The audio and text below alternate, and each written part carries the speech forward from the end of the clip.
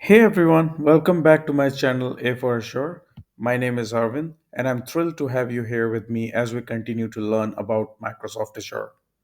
In this video, we will be discussing what service level agreements are and how they relate to Azure, as well as exploring the different regions and zones available in Azure.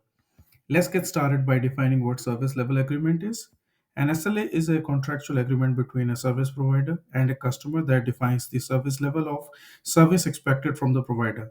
In the context of Azure, SLAs are used to define the availability and performance of Azure services.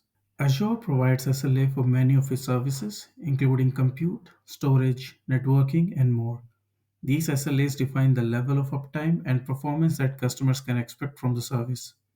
For example, the SLA for Azure Virtual Machines guarantees at least 99.9% uptime, while the SLA of Azure Storage guarantees at least 99.9% uptime. It is important to note that SLAs only apply to specific Azure regions and zones. So now let's look at how we can find out the overall health of our services and where do we have the documentation about the predefined SLAs from Microsoft. So let's head over to service health page, which you can navigate from the portal. Go to the search bar and say service health, and you will see that there is a service which gives us detailed view of how the different services are performing in different regions. Even though Azure Service Health is not part of this session, but it's worth saying that it's a powerful tool that allows you to stay informed about the health of your Azure services and helps you to quickly diagnose and resolve any issues that may arise.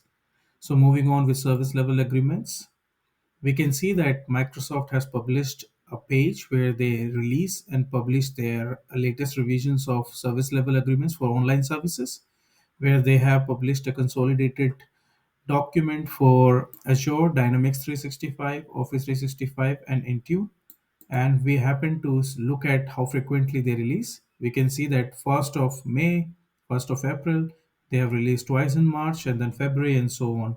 You can put a filter here by years, language, and all asset types, maybe online services SLA or online service terms.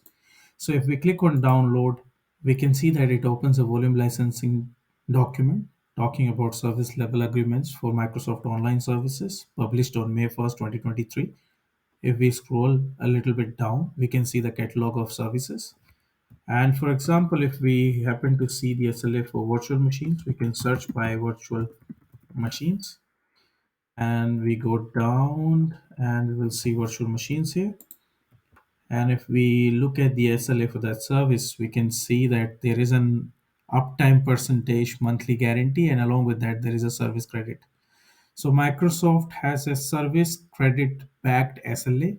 So if it breaches its SLA by the given percentage of each month, it will credit the relative percentage of service credit so that it can compensate for that downtime. So anything below 99.99 percentage is 10%, 99 percentage is 25, and below 95 anything is 100%. So we have seen how Microsoft talks about their service level agreements, and we have seen how you can measure the service health and create the service health alerts. And along with that, you can also go ahead and create your resource health alerts, which we will talk in a later monitoring sessions and see how they help you measure the downtime and create a proactive response in case of any downtime. You must have heard me saying a couple of times regions or geographies where Microsoft is hosting their data center. So, with this, we'll move to the second part of the session where we will discuss what Azure regions are. So, Azure regions are geographical areas that contain data centers that host Azure services. There are over currently 60 plus Azure regions around the world, and Microsoft is continually expanding its global presence. By hosting Azure services in multiple regions, Microsoft can provide customers with better availability, scalability, and reliability. Along with that, within each region, there are multiple availability zones. Availability zones are physically separated data centers within a region that are designed to provide high availability and fault tolerance. By spreading services across multiple availability zones, Azure can provide even higher levels of availability and resiliency. So when you create an Azure resource such as a virtual machine or storage account, you can choose the region and availability zone where the resource will be deployed. This allows you to optimize for factors such as latency, data sovereignty, and compliance requirements. And here in this portal, you will see that we have all the regions listed. Here you can select the region which is close to your place or your country.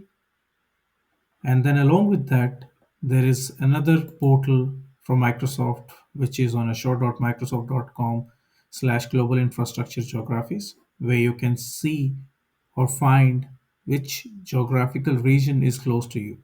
So if you see, you can search by country here. For example, if I am sitting in India, I can say India. And then here you can see we have three regions in India: Central India, India South Central, South India. Similarly, if you are in Australia, you will see three regions there. If you are in Japan, you will see two regions there. And accordingly, you get the idea. You can navigate through this page, choose the nearby geographies, and select the region which is more closer to you and provision your services on the Azure portal. And that's it for this video. I hope you found it helpful and informative in your journey to mastering Microsoft Azure. Thanks again for watching, and I look forward to seeing you in the next video.